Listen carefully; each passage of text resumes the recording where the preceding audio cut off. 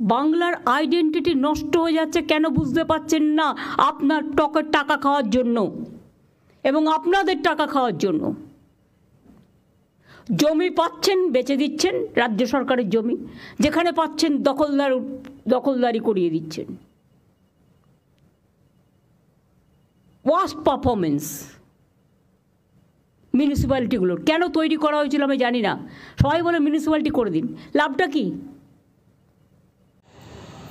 মুখ্যমন্ত্রী আজকে পুরসভার চেয়ারম্যানদের, তার যারা অনুগত, তার দলের যারা লোক, তাদের মিটিং ডেকেছেন এবং ডেকে তাদের খুব বকাবকি করেছেন।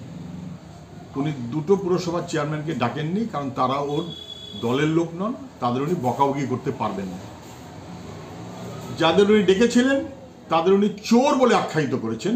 দুটো পুরসভাকে ডাকেননি, কারণ তাদের উনি চোর বলে আখ্যায়িত করতে পারবেন না। উনি নির্দিষ্টভাবে বলেছেন পুরসভার নাম ধরে ধরে তারা টাকা লুট করছে, পরিষেবা দিচ্ছে না, বেআইনি কাজ করছে, শুধু টাকার খেলা করছে। আইসিওসি সহ সবাইকে যুক্ত করে নিয়ে, এসডিওকে যুক্ত করে নিয়ে। ভাগ্যিস পুরসভার কোনো চেয়ারম্যান বলেননি, তুমি মহারাজ সাধু হলে আজ, আমি আর চোর বটে। কালীঘাটের 35টা প্লট, তার লুটের হিসেব কে দেবে? মুখ্যমন্ত্রী বাকিদের হিসেব চান, কিন্তু মুখ্যমন্ত্রীর পরিবারের 35টা প্লট কালীঘাটে, তার উত্তর দেবার কোনো যোগ্যতা কি মুখ্যমন্ত্রী দেখাবেন? মানুষ এই প্রশ্নটা স্বাভাবিকভাবেই করছে। মুখ্যমন্ত্রী আজকে যে সভা করেছেন, লোক দেখানো সভা, পুরসভার চেয়ারম্যানদের নিয়ে, উনি ভর্ৎসনা করেছেন, লোক দেখানো ভর্ৎসনা। উনি পুরো চেয়ারম্যানদেরকে অপরাধী করেছেন, তারা লুট করছে। ওনার কাছে নিশ্চয়ই খবর আছে, কিন্তু উনি তাদের কোনো রেজিগনেশন করাচ্ছেন না, খারিজ করছেন না। IC, OC, SDO, SDPO, BCS officer, IAS officer, তারা সবাই টাকা লুট করছে, দায়িত্ব পালন করছে না, তাদের বিরুদ্ধে উনি কোনো ব্যবস্থা নিচ্ছেন না। এবং পুরসভাগুলোর কাজ নাকি কেবলমাত্র লোক বসানো। উনি 51,000 কোটি টাকা না কত দিয়েছেন, ওনার জানা নেই। এই 51-র মধ্যে 75 তো কালীঘাটের অংশ, থাকলো কত? 12,500 কোটি টাকা এই 12 বছর ধরে। বাকি টাকাটা তো লুট হয়েছে।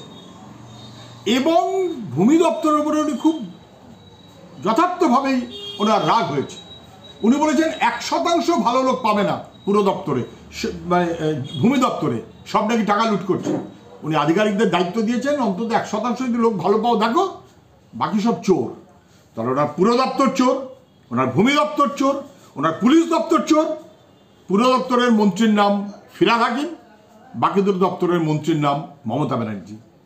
আজকে মুখ্যমন্ত্রীর বক্তৃতার পর তাদের অবিলম্বে রিজাইন করা উচিত। মুখ্যমন্ত্রী আজকে যে মিটিং ডেকেছিলেন নবান্নে, বেআইনি মিটিং, সরকারিভাবে ডেকেছেন, কিন্তু শুধু নিজের দলের চেয়ারম্যানদের ডেকেছেন।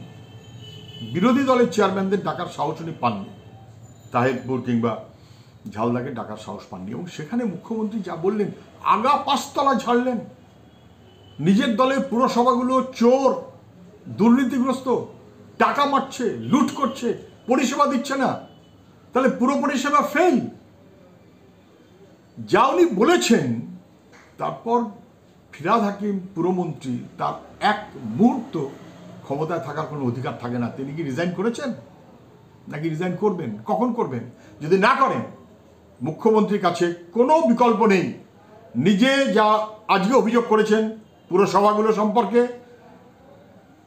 তার মর্যাদা রাখতে গেলে ফিরহাদ হাকিম যদি রিজাইন না করেন, তাহলে মুখ্যমন্ত্রীর অবিলম্বে ফিরহাদ হাকিমকে খারিজ করতে হবে।